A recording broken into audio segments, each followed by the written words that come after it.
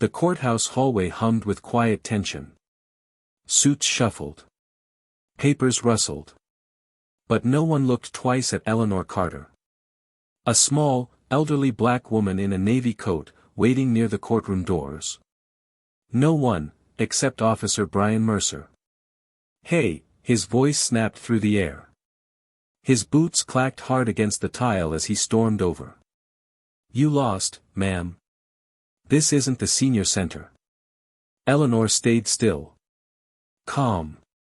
Mercer's hand shot out, fisting her coat collar, tugging her forward like she was luggage, not human.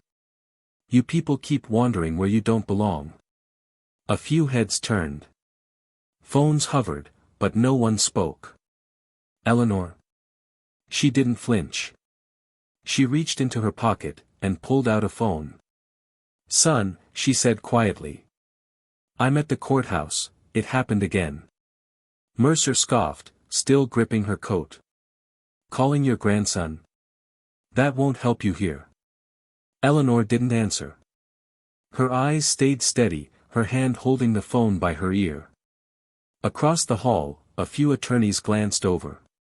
The young black bailiff by the door stiffened. His jaw clenched, but he stayed silent. "Let me explain how this works, old lady," Mercer sneered. "This court has rules. People like you." Before he could finish, the front doors creaked open. A tall black man in a dark suit stepped inside. Sharp eyes. Straight posture. Authority radiating from every step. The room shifted. Whispered names floated through the air. "That's Judge Carter." Eleanor's eyes never left Mercer's. "My son," she murmured. "He tends to handle things."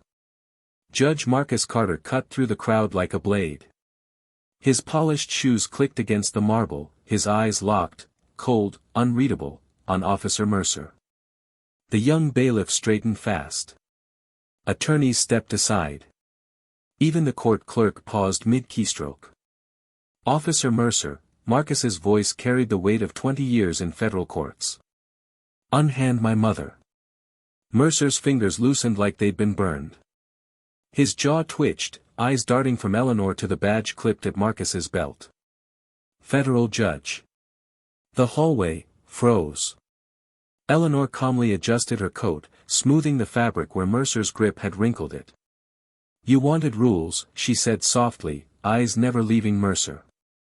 "Let me introduce you to the man who enforces them." Marcus's expression didn't shift. But the message? Crystal clear. Mercer had just grabbed the wrong black woman, and the whole courthouse knew it. Mercer stepped back, his posture stiff with forced control, but the sweat at his temple betrayed him. "This is a misunderstanding," he muttered, eyes flicking toward the silent crowd, hoping for backup. None came. Judge Carter didn't raise his voice. He didn't need to. His presence filled the hallway.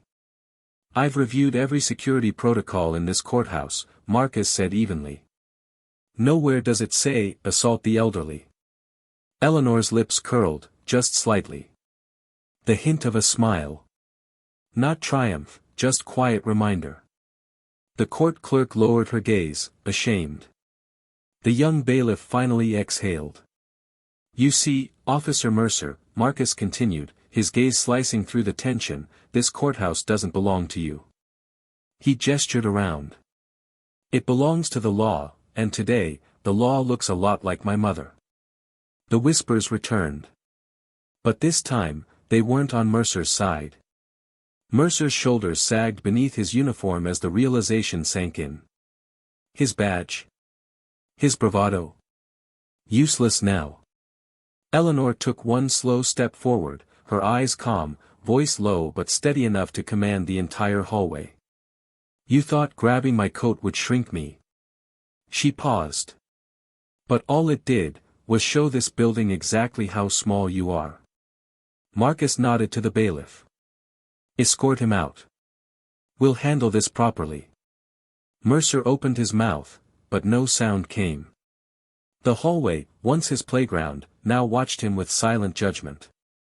The bailiff approached. The crowd parted. Mercer walked, no longer with swagger, but with the defeated shuffle of a man exposed. Eleanor adjusted her collar one final time. "My boy doesn't tolerate disrespect," she whispered. "Neither do I." As mother and son entered the courtroom, the silence behind them spoke louder than any verdict. Eleanor Carter's story proves that dignity doesn't fade with age, it sharpens. Injustice may speak loudly, but quiet strength always speaks last. Have you ever seen arrogance crumble in silence? Let us know below. If this story moved you, subscribe, share, and help us amplify voices that deserve to be heard.